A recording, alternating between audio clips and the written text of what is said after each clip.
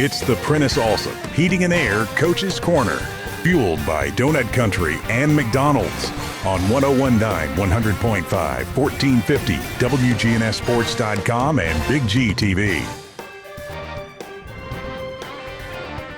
The Coach's Show is brought to you by Tennessee Orthopedic Alliance, TOA, the largest and most comprehensive orthopedic surgery group in Middle Tennessee. Find out more at TOA.com. And we're returning to the Coach's Show, and we are joined this morning by Eagleville head coach Floyd Walker.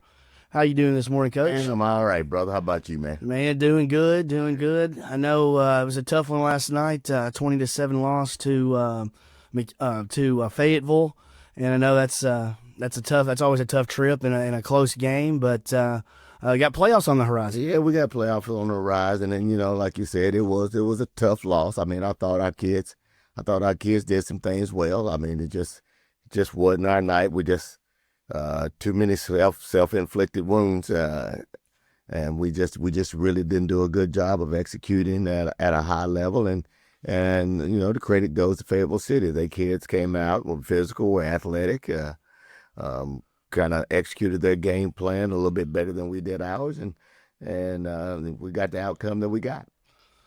Well, it's always, you get into, week 11 and you have a chance for a home game and you want it. Right. But it gives you some, going on the road last week, it's going to prepare you for this week. You're going to make the trip to McEwen and some exciting things coming. It is some exciting things coming, and that's the great part about the position that we were in. Even though it was not, we didn't come out on the winning side of things. It didn't end our season. Over half the teams in the state season is over with, but we get to continue with an opportunity to try to chase for a gold ball. So we've allowed ourselves to be put in that position, and now we just need to go out and prepare and take advantage of it. Yeah, and, individually last night, it looked like Jonathan Jordan had another good game last night for you. 6 tackles, interception, had a block kick, right, and a rushing touchdown for you last night. He did a little bit of everything for us last night, and he's done extremely well all season long. And I can't say enough about the way that he's performed his senior year, and hopefully he'll have several more games to keep on doing the same type of stuff. Yeah, and obviously you've had a really, really good season this year, and some of your defensive leaders last night. Grant Cooper, 7 tackles. Jonathan Jordan, like we just said, had 6 tackles, an interception, and a block kick. And your defense this year has been really strong for you all year, and how do you feel about your defensive side of the ball heading into the playoffs? I mean, I thought our defense kept us in the ball game most of the night last night. We gave them a short field a couple of times. We threw an interception, and I think that may have been inside our own 20 or on 30-yard line, and Fayetteville City was able to convert on that. But our defense has done a tremendous job of being consistent and keeping us in ball games and keeping the score down and giving us an opportunity to win ball games. Yeah, and it's just another great run for your group. Going into this playoff, what's your mindset this week? What's the week look like for the Eagles as we enter the playoffs? The big thing you got to do is you got to get over this loss, and it's coach speak, but you cannot let one loss cost another loss. You can't hold on to it. You'll get through it this weekend, but on Monday when we roll out for practice, this game's got to be behind us. We won't watch this on Monday as a team. We'll get into McEwen, and we'll go to work from there. Yeah, and you were on a normal week. A lot of the other teams in Rutherford County last night or this week played on Thursday, but you kept it on regular schedule. And that's probably going to help you going into playoffs. You're just in a normal routine. You just get right back to it on Monday. Yeah, I mean, the whole thing about it is our place is, as long as we have good weather and we can get outside and we can get our work done, we'll stay on that normal routine. And sometimes another, being at a 1A school and severe weather comes in and you got to share facilities with all the other sports that take place at Eagleville. You kind of have to change things around and get out of your comfort zone, but our kids have done a good job of handling that over the years. It's not like it's just something that popped on the radar this year, but it's always been something that was been a challenge for us. But our kids, like I said before, they handle it well, and hopefully I think right now the weather report is everything's supposed to be nice and cool and sunny all week long, so we should be able to get our work in. Well, that's good. And just looking at your bracket here, it looks like you're going to open against 5-4 McEwen, Right. and I don't know how much you know about them so far, but what are your early thoughts? I don't know much about them, but the only thing that I know about McEwen is that their head coach Cecil Andrews and I both played at MTSU back in the 80s, so This it'll cave be is neat to see downright Cecil. creepy. I hadn't seen Watch him your step. in several years. What's your so, plan if those bats swarm you? I know Cecil will have a well-coached football team. I know that they'll be physical. He was an offensive lineman, so I know they'll want to try to run the ball in some form or fashion, or whether it's under center with multiple tight ends or multiple backs, or if he'll try to spread it out. But I know running the football will be a big part of his game plan.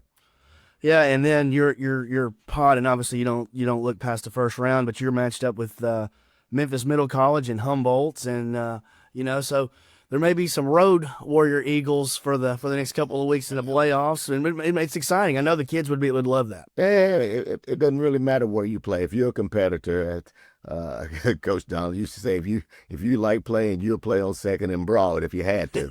So that's one of those deals. You got an opportunity, and what we do with those opportunities is totally up to us. So we look forward to the challenge. We look forward to the trips, and we look forward to trying to see if we can chase this thing. Yeah, and we talked a little bit early on about your defense. Obviously, they've been the staple most of the year.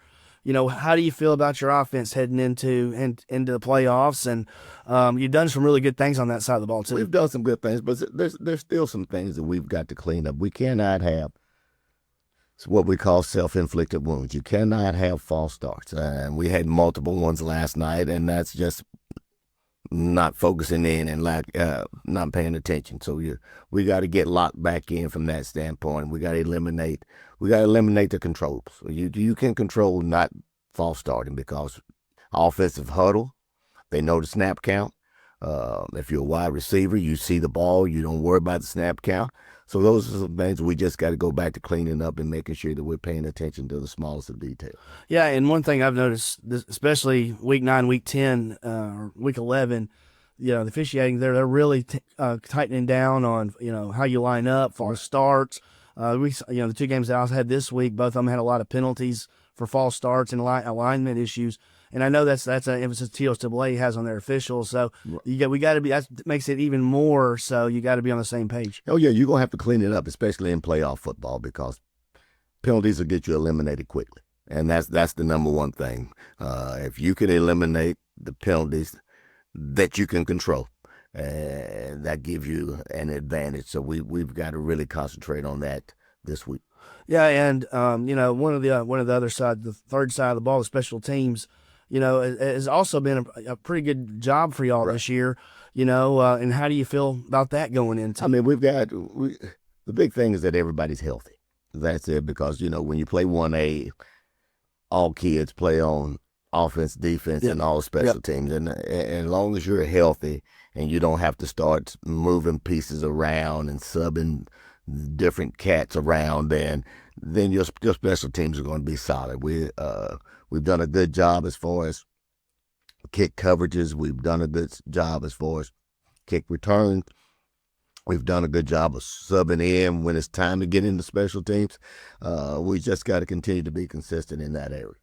Yeah, and obviously one of the things that's always been a staple of Eagleville is your Eagle fans, and they travel really well. And I'm sure they were there last night. And I know they're going to be excited for this playoff run. They will. I mean, again, we've always talked about our community, and our community is phenomenal. Well, you can't ask for better support, better encouragement, and we want to make sure that we represent them in a first-class fashion always. Yeah, and you always have, and we have no, you're going to do it again this week and on this run. Kind of the new format that they've gone to in the playoffs.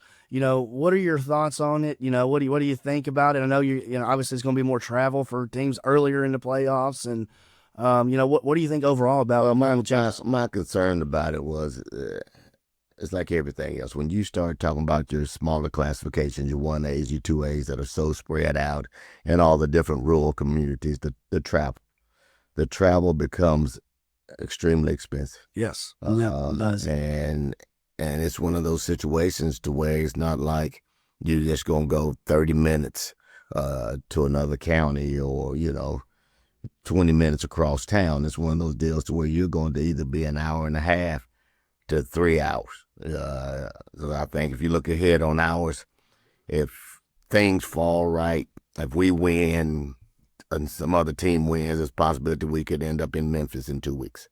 So it's one of those type of deals. You may be going back and forth from Eagleville to Memphis. So from that standpoint, we haven't gone through it. This is the first year of it, so I'm really not sure how I'm gonna like it. We'll do the best we can as far as making sure that we adjust to it. But the fact that we have an opportunity to at least get in the first round and see if we can get a trip to some other place, then we're excited about that.